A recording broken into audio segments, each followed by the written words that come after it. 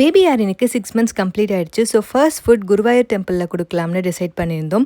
Closest family மெம்பர்ஸை invite பண்ணியிருந்தனால ஒரு tempo traveller book பண்ணிட்டோம். நான் மேரேஜ் ஆனதுக்கப்புறம் சின்னசேலம்லேருந்து எப்போல்லாம் திருப்பூர் போகிறனோ வைகுண்டமில் இருக்க சரவண பவனில் சாப்பிட்றது வழக்கம். இப்போல்லாம் எந்த ரெஸ்டாரண்ட்டில் சாப்பிட போனாலும் பேபி பெட்டை கேரி பண்ணிட்டு போயிடுவோம். இதில் ஆரினை படுக்க வச்சுருப்போம். பட் ஸ்டில் நாங்கள் ரொம்ப கேர்ஃபுல்லாக அவனை பார்த்துட்டே இருப்போம். இதனால் நாங்கள் 2 பேரும் ஹேசில் ஃப்ரீயாக சாப்பிட முடியுது.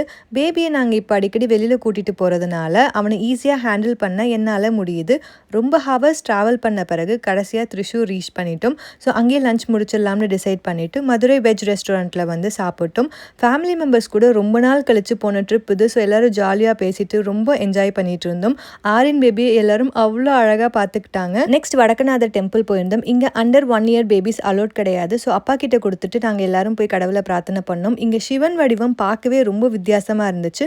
ஸோ கடவுளை பிரார்த்தனை பண்ணிவிட்டு ரூமில் செக்இன் பண்ணிட்டோம். Stay tune for part 2 video.